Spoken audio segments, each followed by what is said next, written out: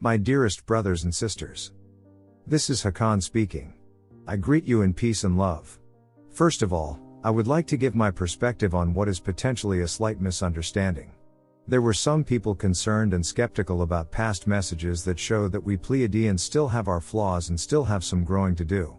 For example, some readers were concerned that a minority of Pleiadians and galactics have the opinion that Earth humans are bad people because a lot of Earth humans do bad deeds. Yes, a minority of galactics have this opinion. I want to place that in context, however. On Earth there are people of a relatively unevolved consciousness and people of a much more evolved consciousness. So too is it with Pleiadians. We too have our relatively young souls, and we also have our spiritual masters. These relatively young souls are fine people who love their friends and family and contribute to the community. But they do not yet always have an understanding of what it would be like to live on Earth. And also, while everyone gets a vote in what decisions Pleiadian society makes, the vote of more evolved souls weighs heavier than the vote of younger souls. We do not have a mechanical process or a mathematical formula for this. Those souls being older and wiser simply automatically means that they have a more powerful effect on the collective consciousness of Pleiadians. In turn, the collective consciousness of the Pleiadians has a huge impact on what decisions Pleiadian society makes.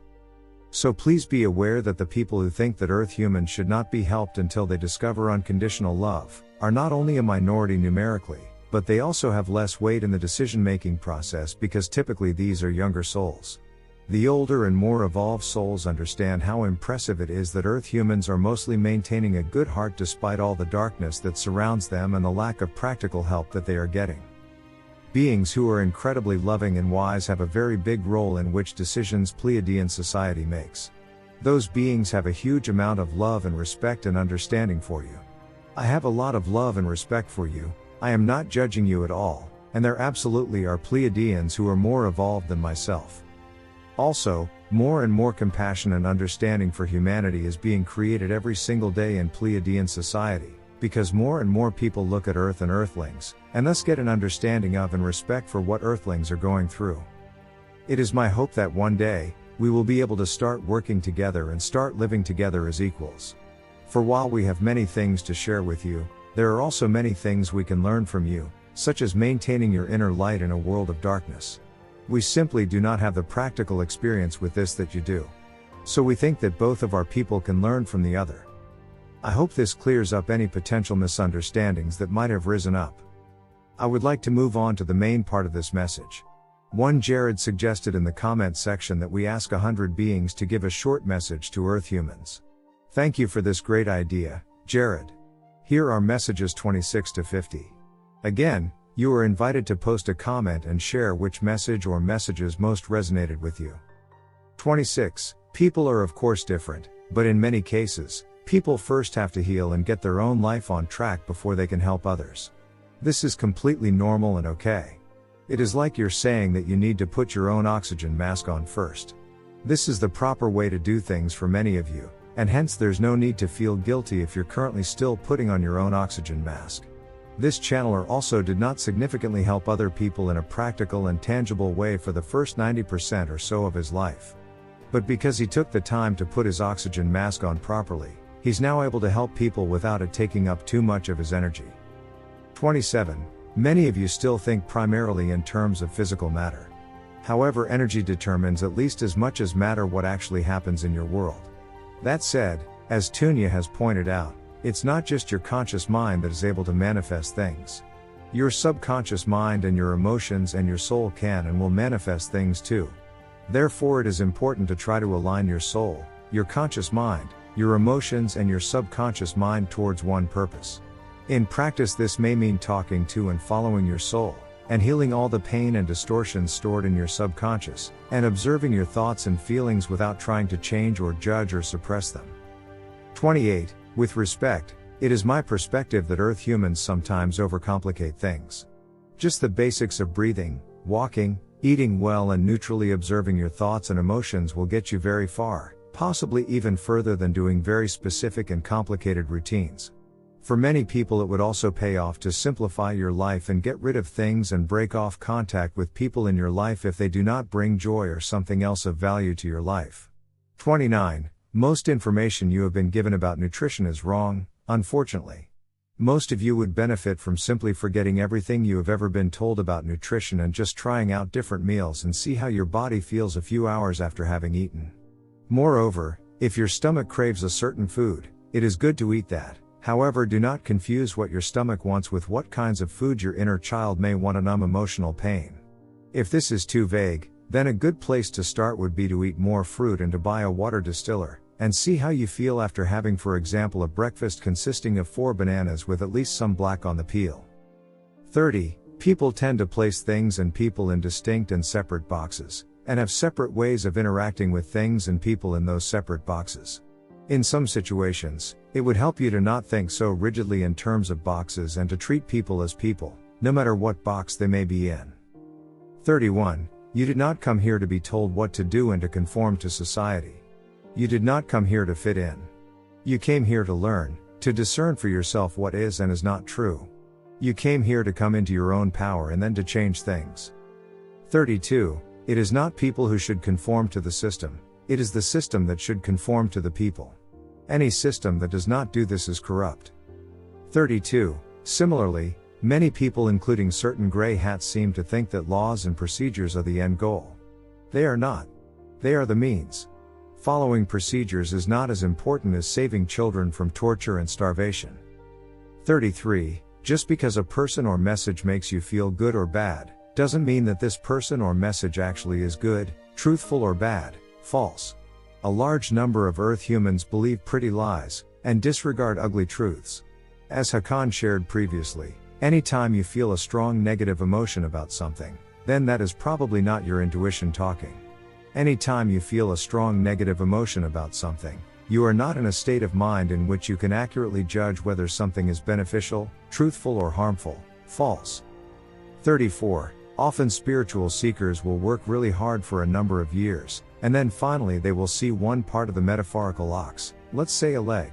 Then there is a large temptation for the spiritual seeker to proclaim that they alone have found ultimate truth and that everyone should listen to them. However, often the spiritual seeker will at this point only have seen a leg and will thus have an incomplete picture and incomplete and maybe even unbalanced teachings. Often it is better to keep going inwards until you see the whole ox, and only then to start teaching. 35. You are doing amazingly well and we are cheering you on. Very few beings would be able to metaphorically wake up and also maintain a good heart, in a world filled with so much pain and darkness. You really are doing great. 36. There is no should. Should does not exist. Should is a very dangerous word to use, and in most cases we recommend not using it. For example, take the sentence "I should be thinner." Well, why? In this case it may be more productive to think I am experiencing shame about my body and then to observe those thoughts and emotions neutrally, without trying to change or suppress or judge them. Or if you are more action-oriented, you could also think, do I want to make some changes to my diet or exercise routine? 37. Similar to the excellent point that the previous speaker made, the following phrase can also lead to unhappiness. I must do the dishes. No, you do not. The police will not arrest you for failing to do the dishes. Instead, you are choosing to do the dishes, because you consider the alternative to be worse. If you think I choose to do the dishes or I plan to do the dishes this evening, then that sounds much less unpleasant than the phrase I must do the dishes. The phrase I must do this can rob your life of happiness, and we advise that you are careful about using it. 38. Thank you for your inspiration and your light, Earth humans. I humbly look forward to learning from you when we finally are able to meet, if you are willing to teach and share your experiences. 39. If you feel a fear or severe dislike or repulsion from something, but there is no logical reason why you would feel that strongly about it, then there is a decent chance that in a past life you hurt someone in a way related to that, and you feel guilty. It might help to just say out loud, "People who I have wronged, including in ways related to X, I apologize. Please forgive me."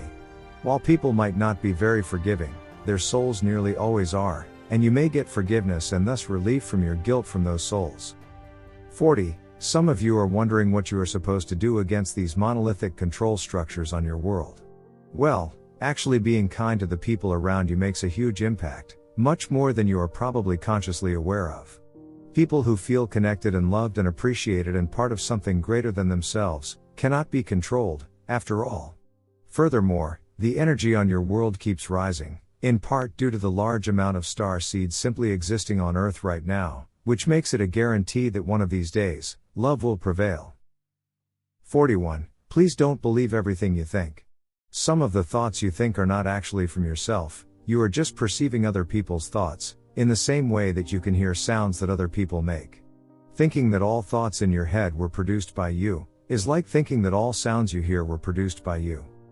42. Benevolent galactics don't tend to take things personally.